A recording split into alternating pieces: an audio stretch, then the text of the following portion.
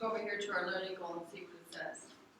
I can use the cross products property, which we already know about. We've already learned about the cross products property earlier in this lesson to solve proportions. So there must be something a little bit different today that we're going to have to see and be able to deal with when we're solving these problems. And here's what it is. When you're solving proportions with more than one term in a numerator or a denominator, put the expression, I say, in parentheses, that if there's more than one term in the numerator, here's an example. You have just an x up there in the numerator, that's just one term. But if it's x plus 4, now you have two terms. Terms are parts of an addition or a subtraction problem. So another way to think of it is if you have an addition or a subtraction going on in a numerator or a denominator, you need to put that numerator or that denominator, that expression in parentheses when you're setting up the cross products. So today we're not only going to solve them, but I am also going to have you do check problems for them. Okay? So we'll practice both. Okay, so we have the proportion 8 over x plus 10 equal to 1/6. So we basically have to find what substituted in for x, that when 10 is added to it, we would have 8 over that number. That really should be the same as 1/6. So let's just do our cross products like we always do. Well, give me an example of a cross product we could set up here on one side of our equal sign. What's one of them? Devante?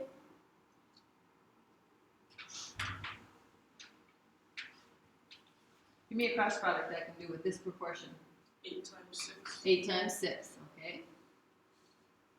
So we're doing those 2 times each other, which leaves then for the other side of our equal sign, our other cross product, which would be 1 times the x plus 10.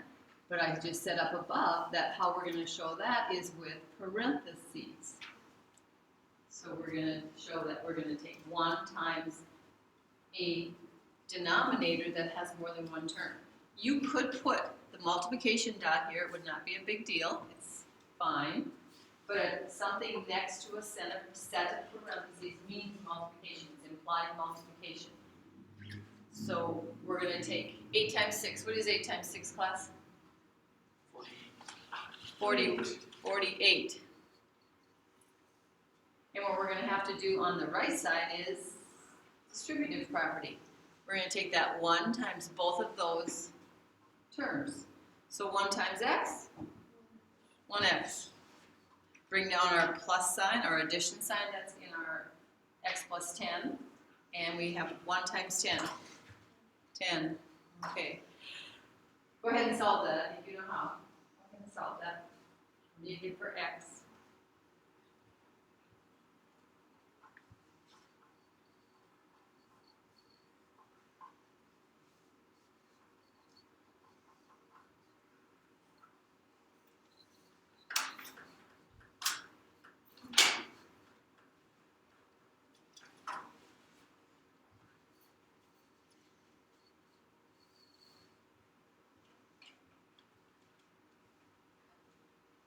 Did you do the same thing I did? Okay. So we're going to check that out. Okay? And when we're checking it, we don't have to use the cross products property, okay? We are just going to substitute it in, and we're going to simplify down until we see if the left side matches the right side of our proportion. So when we check it, we're checking for x equals 38. So what we're doing is we're taking our original inequality, that's from another class. We're taking our original proportion and write it down, and let's substitute 38 in for the x. That's all we do. Replace the x with the 38.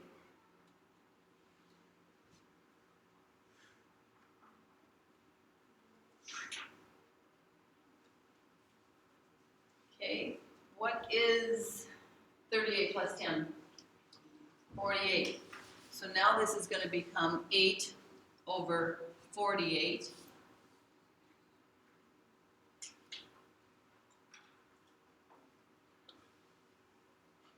Now, I think we'll use our calculators though, because we want to make sure, because sometimes we think we know how to simplify fractions and then we don't quite make it. So let's just do this actually as a division problem. So on the left side, we have 8 divided by 48. What is 8 divided by 48 in the two calculators? Abby? To 6? That would be if it was 48 over 8. When the 8 is upstairs, it can't be 6. 0.166666. So it sounds like the 6 keeps repeating. Devontae, am I right? Yep. Okay. So 0.16 with a repeating bar over the 6. We'll just put that. Okay. Now, the other side, let's divide the other side. What is 1 divided by 6? 6. Ooh, that would be if it was 6 divided by 1, it would be 6. But 1 divided by 6, Julia? 0.1666. So the 6 repeats in that one also? Okay. So when we divide the numerator by the denominator, we get the same thing on each side, don't we? Okay, so does it check out then? Yes, one side does equal the other, we would say it does check. Yes, Cody? With my calculator, I can put 8 over 48 like this. And tell it to simplify it? Isn't that a nice calculator? Yeah, it does. Some calculators are just so kind like that. Or another way to look at it is like when we are at this stage right here where we have 8 over 48 equals 1/6. Does 8 over 48 simplify to 1/6? Yes, How? because if you divide 8 by 8, you get 1, and if you divide 8 by 48, you get 6. How about the other way around? 48 divided by 8, we get 6. Division's fussy. Yeah. Okay, so yes, 8 divided by 8 is 1, and 48 divided by 8 is 6, so we would end up with the same fraction on both sides. That's another way to do it. But we have to know why 8 over 48 simplifies to 1/6, not just because our calculator can do it. Good to have a smart calculator. Otherwise, you should ditch the one you have if it's not. Okay. Any questions on that one? Okay, see if you can set up the cross products for the next one then. Number 2. Set up your own cross products. So you're working on your homework. You have to decide how you're going to go about this problem. What would your cross products setup look like? Okay, somebody give me a cross product setup. Noah? 5 times 7 equals 4, and then in parentheses q minus 3. I think it's a G. Okay, I think it is, because Q, we take the thing backwards. Okay, so that's a good setup. Can the 4 times the G minus 3 in parentheses, can that be on the left side and the 5 times 7 be on the right side instead? Yeah, it can. We don't have to have the variable be over on one particular side or the other. We just have to make sure we set up good cross products and so on. Okay, go ahead and finish solving this then.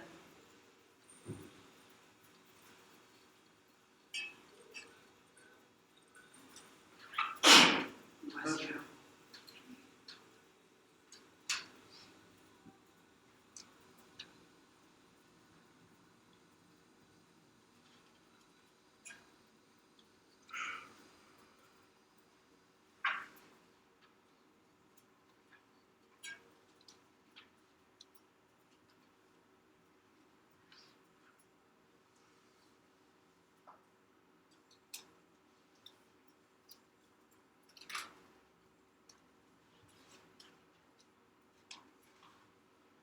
I'm stuck. Are you stuck? Or do you like what you got? I haven't finished yet. Anybody to this point? Why do I feel like I'm stuck, or maybe why does our brain want to tell us that we're stuck or that we might be wrong? Why, Noah? Because 4 doesn't go into 47. Yeah, 4 doesn't go into 47 nicely or equally, so then we're like, oh no, I must have done something wrong. How many times does 4 go into 47? 11 times, okay. Now, I'm trying to get you guys to work without a calculator, right? But yet I'm seeing all kinds of calculator dependency going on in here. So if we divide both sides by 4, we should be able to say, how many times can I take 4 out of 47 without that calculator? How many times? 11. So what is 11 times 4? 44. 44 from 47 leaves how much? 3. So we would actually have 11 and 3/4 is what our G is equal to. Without a calculator, we can do this. But another name for 11 and 3/4, of course, is what? 11 1/4. Yeah, 11, not 11 1/4, but 11.75. Okay, so we do have another name we could give it. Okay, but again, I really, really, really want you to not use that calculator all the time. Okay, don't be so dependent upon it. Okay, now let's go back and put it in our original. So we decided that G equals 11 and 3/4. Or if you would rather use it as the decimal, 11.75. And the only reason we get to use this one, we get to leave this one as a decimal, is because, why? Why do I say it's okay to use the decimal this time, but there's other times I don't? Devontae? Because the decimal's not repeating. Yeah, the decimal's not repeating. It's a nice decimal. It terminates. So then it's okay to use it. It's a little bit friendlier that way. So G take away 3 over 5 is supposed to equal 7/4. So we're going to put in our 11. Which one do you want to use? 11.75. Oh, okay. 11.75. Take away the 3.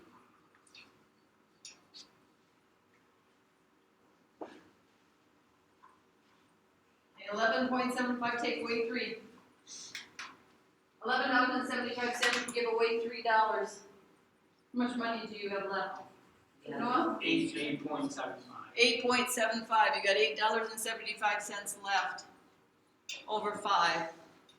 That's supposed to be the same as 7/4. Notice we're not doing any cross products, right? We're not solving anymore. We're substituting in, simplifying, and seeing if we can get it to be the same. Now, this one's wouldn't probably be near as good to try and take 8.75 over 5 and simplify it as a fraction and see if you can get 7/4 out of it. This is a really good one to do your dividing. So now I am going to let you use your calculators. 8.75 divided by 5 is 1.75, okay?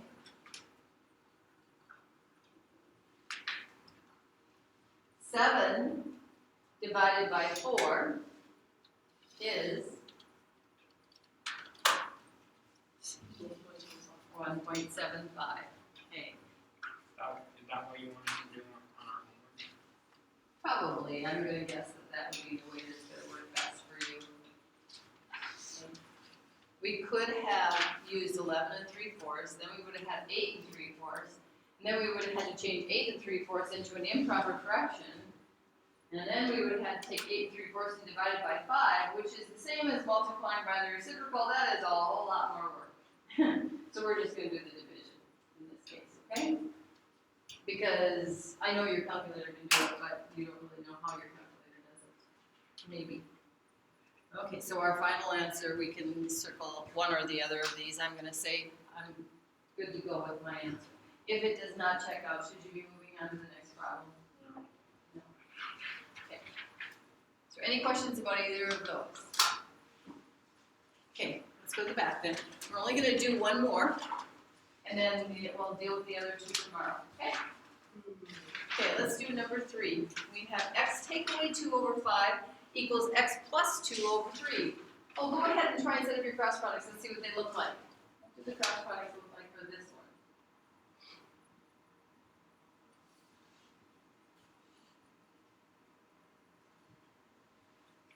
Okay, somebody share with me. Noah? 5 times x plus 2 equals 3 in parentheses x minus So 5 times x plus 2, so like 2. In that? parentheses. Oh, in parentheses, those have to go, that has to go in parentheses also, doesn't it? And then what was the other side, Noah? Equals 3 in parentheses x minus 2. Okay. And the multiplication dots can be there, or you can leave them off, can't you? Doesn't matter. Okay, now go ahead and you have distributive property to do on both sides, don't you, this time? You have to do distributive property on the left to get that one simplified, and then you have to do distributive property on the right side. I'm going to change my subtraction in the second on the other side to a plus a negative 2.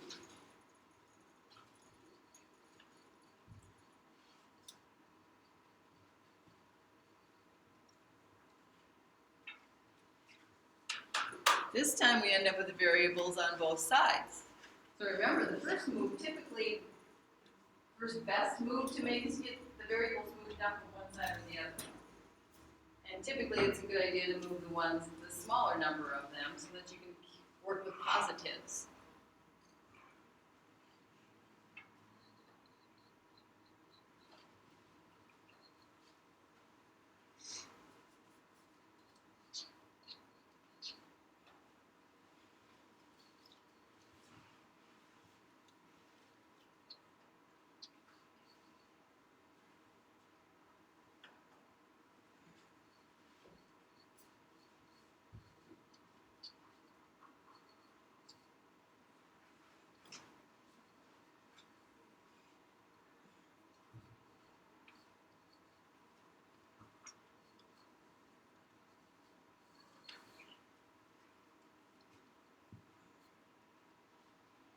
When you're done, you can see if you agree with me or if you want to challenge me.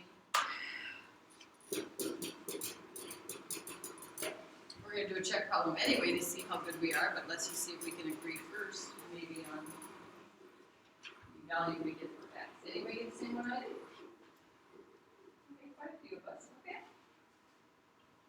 If you did not, can you figure out where you might have gone wrong? If, right now we're going with the majority, saying that we're right.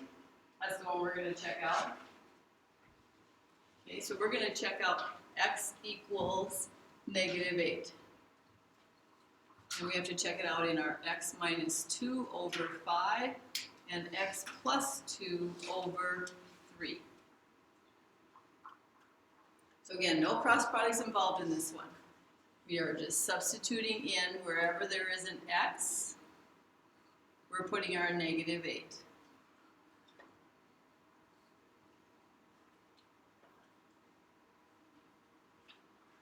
Not saying that you couldn't do cross products here, but it's really not necessary.